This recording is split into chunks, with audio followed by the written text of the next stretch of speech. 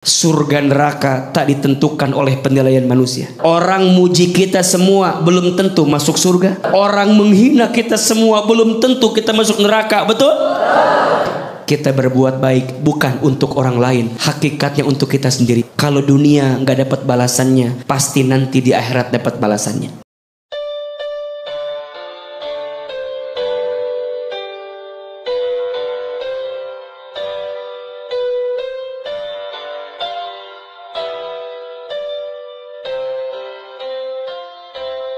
Bismillahirrahmanirrahim. Assalamualaikum warahmatullahi wabarakatuh.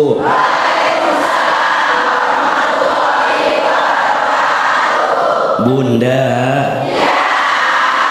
Bapak, tema kita hari ini adalah lakukan perbuatan baik untuk balasan baik. Setiap kita diperintahkan oleh Allah untuk berbuat baik. Dan orang yang sibuk dengan kebaikan itu, maka balasannya juga adalah kebaikan. Sebagaimana Allah Subhanahu wa taala berfirman, a'udzubillahi minasyaitonirrajim, "Faman ya'mal mithqala dzarratin khairan yarah, wa man ya'mal mithqala dzarratin syarran yarah." Barang siapa yang berbuat kebaikan, walaupun kebaikan itu sebesar bidhi dzarrah, maka Allah akan balas kebaikan pula. Dan barang siapa yang berbuat keburukan, walaupun keburukan itu sebesar bidhi dzarrah, maka Allah akan balas dengan keburukan juga. Maka pertanyaannya, jadi orang baik itu harus tidak? Harus. Berbuat baik itu harus tidak? Harus. Harus. Dan hakikatnya kita berbuat baik itu bukan untuk orang lain, tapi berbuat baik itu untuk kitanya. Betul? Iya. Maka dalam ayat yang lain Allah sampaikan, in ahsantum ahsantum li anfusikum wa in asatum falaha. Jika kamu berbuat baik, maka kebaikan itu akan kembali kepada kamu yang melakukannya. Dan jika kamu berbuat buruk, sesungguhnya keburukan pun akan kembali kepada kamu yang melakukannya. Makanya ini rumus, berbuat baik itu bukan untuk orang lain, betul? Tapi untuk siapa? Diri sendiri. Berarti pertanyaannya, dipuji oleh orang lain itu penting atau tidak? Dihargai oleh orang lain dari kebaikan kita penting tidak? Disanjung, dimuliakan oleh manusia penting tidak? Tidak penting. Surga neraka tak ditentukan oleh penilaian manusia. Orang muji kita semua belum tentu masuk surga. Orang menghina kita semua belum tentu kita masuk neraka. Betul? Kita berbuat baik bukan untuk orang lain, hakikatnya untuk kita sendiri. Kalau dunia gak dapat balasannya, pasti nanti di akhirat dapat balasannya. Berarti sekarang, apakah ada kebaikan yang sia-sia? Jawab, apakah ada kebaikan yang sia-sia? Apakah ada kebaikan yang tidak bermanfaat? Hal jazaul ihsan illa ihsan. Tidak ada satu kebaikan pun kecuali balasannya adalah kebaikan. Maka bunda saya, jadi orang baik jangan pernah berhenti. Maka jangan pernah bersedih ketika kebaikanmu tidak dihargai oleh orang lain. Tepuk tangan untuk kita semua. Bunda kalau punya salah sama Allah, sikapnya taubat. Sikapnya apa? Taubat itu akan diterima syaratnya 3. 1. Menyesal. 2. Berhenti. 3. Berjanji. Taubat sama Allah minta ampun, betul? Dalam taubat minta ampun kudu ada penyesalan. Nyesel dulu berbuat buruk, betul? 2. Kalau udah tahu salah, berhenti, tinggalin, jauhin, stop, berhenti, berjanji. Baru setelah berhenti berjanji. Maksudnya apa? Berjanji ke depan mau lebih baik. Kalau masih ada salah ke manusia, baru nanti.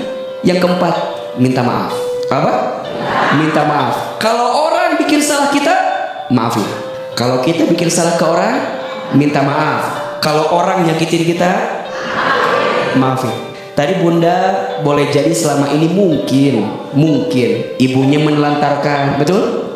Beliau kesel, manusiawi, iya kan? Tapi seorang anak tetap harus berbakti kepada siapa? Orang tua. Maka bunda maafin orang tua, maafin ibu. Apakah harus minum cucian apa tadi? Minum kakinya ibunya. Minum kaki. Minum air cucian kaki ibunya. Saya kira kalau saya ditanya, saya tidak di situ. Cukup minta maaf, maafin dan berbuat baik sama ibu. Jelas? Mudah-mudahan kita semua jadi anak-anak yang berbakti kepada orang tua kita. Amin ya rabbal alamin. Bunda, Bapak, anak itu dalam keluarga ada 4 statusnya. Jadi ketika anak itu tumbuh besar, anak itu berpotensi ada 4 statusnya. 1, anak itu bisa jadi perhiasan bagi keluarganya. Jadi kebanggaan. Ada nggak? Anak ranking 1 di sekolah, yang bangga siapa? Anak ngafal Quran, yang bangga siapa? Anak berprestasi, orang pada ngomongin, tuh anak pinter amat anaknya. Jadi perhiasan. 2, anak jadi qurrata ayun, penyejuk hati, penyejuk mata. Ahilman, Bang Bedu, di luar ada masalah, capek kerja, pulang ke rumah, lihat anak, tenang tidak? Saya pulang ke rumah, yang dicari anak saya atau istri saya? Jangan sembarangan Bu, terus istri mana Bu? Tapi mohon izin, mohon maaf, biasanya kalau udah punya anak, apalagi anaknya baru 1 dan satu-satunya, kadang yang ditanya bukan istri tapi siapa? Kita suami istri, mohon maaf, mungkin ada konflik, ada beda pendapat, ada masalah. Yang ngademin siapa? Anak jadi qurrata ayun. Orang tua buat anak berangkat pagi, pulang pagi, kaki di kepala, mau capek ngapa-ngapain untuk siapa? Qurrata ayun. Tapi mohon maaf, yang ketiga, yang keempat, kata Quran, anak itu bisa jadi fitnah bagi keluarganya. Mohon maaf, anaknya narkoba, yang dibahas siapa? Orang tuanya. Yang dicari siapa? Orang tuanya. Dan nauzubillah, yang keempat, anak jadi musuh bagi orang tuanya. Maka tadi Teteh bertanya, kok ada orang tuanya udah baik tapi anaknya barangkali tidak sesuai dengan keadaan orang tuanya. Itu ujian, fitnah bagi orang tua. Maka iman itu tak dapat diwariskan kan? Tidak lantas bapaknya ustadz, anaknya jadi tidak. Tidak lantas ketika orang tuanya baik, anaknya juga kemudian otomatis baik. Belum tentu. Pada akhirnya pendidikan, lingkungan, doa dari orang tua kepada anak penting atau tidak? Maka semua orang diuji dengan ujian masing-masing. Nabi Nuh baik tidak? Soleh tidak? Beriman tidak? Tapi diuji tidak?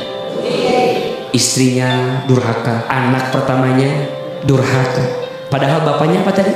Nabi. Diuji tidak? Artinya tidak ada jaminan. Sekaligus ini jadi pelajaran buat kita. Jadi orang tua tuh susahnya minta ampun. Betul? Banyak orang tua pengen punya anak yang soleh, tapi lupa jadi orang tua yang soleh. Berarti rumusnya, solehkan dirimu sebelum solehkan anakmu. Artinya teruslah berdoa kepada Allah dan bimbinglah anak kita. Mudah-mudahan semua anak kita menjadi anak-anak yang baik.